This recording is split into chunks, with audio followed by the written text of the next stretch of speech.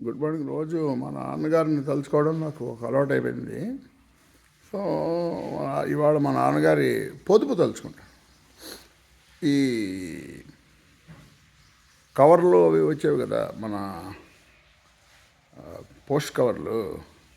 తర్వాత ఈ కొంతమంది బ్రౌన్ కలర్లో పెట్టి కవర్లో పెట్టి పంపించేవారు పుస్తకాలు అవి.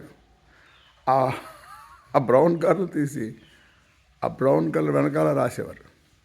నాన్నగారు ఎందుకు రాస్తున్నారంటే, అరే ఈ బ్రౌన్ కలర్ ఎక్కడ పడేస్తారు అనేవారు. గాంధీ గారు దీనిలో ఉన్నప్పుడు, జైల్లో ఉన్నప్పుడు ఆయనకు ఒక మ్యాగజైన్ వస్తే ఆ మ్యాగజైన్కి ర్యాపర్స్ అని ఒక ఇంత వెడల్పు, బెత్తడి వెడల్పునంతా వచ్చేవిట. అది కట్ చేసి ఆ వెనకాల ఆర్టికల్స్ రాసేవారట. యంగ్ ఇండియాలో ఉన్న వాటిలోను. పెన్సిల్ ముక్క అరిగిపోయి పూర్తిగా చివరయ్యే వరకు వాడేవారట.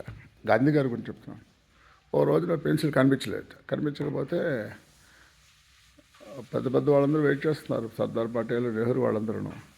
ఆ పెన్సిల్ ముక్క వెతుక్కొస్తాను, తర్వాత మాడతాను మీతో అన్నారు.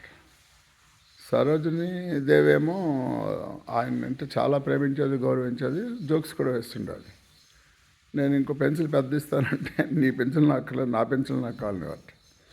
అలాగా. సో మా నాన్నగారు రీఫిల్స్ వాడేవారు. ఈ దీంట్లో దాని పేరేంటి, బాల్ పాయింట్ పెన్వి. అవి శీతాకాలంలో పనిచేసేవి కాదు. పని చేయకపోతే అవి ఊది రాసేవారు. ఈ రాస్తుంటే కొన్ని లీక్ అయిపోయి చెయ్యి అంతా ఇదయ్యేది. కొన్ని ఎంత చేసినా వచ్చేవి కదా తెల్లవారుదామున. సో అవి పెట్టేసేవారు. పెట్టేసి మధ్యాహ్నం అయిన తర్వాత, ఎండ వచ్చిన తర్వాత వాటితో రాసేవారు అనమాట. ఈ లోపల కొంచెం లీక్ అయ్యేవి. సో కౌశల్య నవల నంది అవార్డు వచ్చిందని సినిమా తీసినప్పుడు, తర్వాత ఆంధ్రప్రభ వచ్చింది. అది ఒక 50-25 రీఫిల్స్ ఉండేవి. About 5th class 6th class అనమాట. సో నేను మరి ఎప్పుడూ అసలు డబ్బుల గురించి కేర్ అంటే ఎక్కువన్నాయని కాదు, ఉన్నదాని గురించి పెద్దగా ఆలోచించేవాడిని కాదు. రూపాయి ఖర్చు పెట్టాల్సింది 2 రూపాయలు ఖర్చు పెట్టాను. ఈ మధ్యన అనుకున్నంటే రిటైర్ అయిన తర్వాత మా నాన్నగారు తలుచుకుంటూ కారు అడిగాం కాబట్టి 50 రూపాయలు అలా రాసుకుంటున్నాను. సేవ్ చేసినట్టు అనమాట. సో ఈ మధ్యనే ప్రైసులు పెరిగాయని కారు అడిగిన 100 రూపాయలు పెట్టాం. అలాగా ఏ పని చేసేవాడిని కాదు. ఈ మధ్యన పనులు చేస్తున్నాను, మొక్కలకు నీళ్లు పోయడం అవేను. సో నాన్నగారికి ఏంటంటే ఒక సొంత ఇది ఉండేది, రీలు, మన దారం రీలు ప్లస్ సూది. ఏదైనా కుట్టుకోవాలంటే మా అమ్మగారు కుడతా అనేవారు. నువ్వు ఒక్కదలేదు, నేనే కుట్టుకుంటానని ఆయనే కుట్టుకునేవారు. తన పని తనే చేసుకునేవారు. చాలాసార్లు నేను ఫారెన్ నుంచి వచ్చినప్పుడు బాత్రూంలో అవి క్లీన్గా లేవని తనే క్లీన్ చేసేవారు. అన్ని పనులు తనే చేసుకునేవారు. నాన్నగారండి కారు ఒక డ్రైవరు పెడతారండి అంటే, ఎవరై ఆ కారు వాడు పెట్రోల్ అంటాడు, అది అయ్యిందో అవ్వలేదో నాకు తెలియదు, రేడియేటర్ పాడైంది అంటాడు, ఇంకో దాని మెయింటెనెన్స్ డబ్బులు ఏమంటాడు, అందుకని నాకు వద్దురా అన్నారు. సరే ఆయనకు ఫ్రెండ్ ఉండేవాడు సిద్దికి అని. ఆయన అన్నాడు, మా నాన్నగారిని ఎందుకంటే కారు ఇచ్చి ఇబ్బంది పెడతారు, నేను ఎప్పుడు కావాలన్నప్పుడు ట్యాక్సీ పిలుస్తానన్నాడు, తీసి పంపిస్తానన్నాడు. నీకు ట్యాక్సీకి డబ్బులు కావాలి కాబట్టి చెప్తున్నావు నువ్వు అన్నాడు. లేదండి, అదే మంచిదండి. కారు పెట్టుకుంటే డ్రైవర్కి 10,000 ఇవ్వాలి, తర్వాత పెట్రోల్కి 10,000, 20,000 ఖర్చు పెట్టాలి. మనం వెళ్ళేది 4 రోజులు వెళ్తాం, వారానికి 2 రోజులు వెళ్తాం.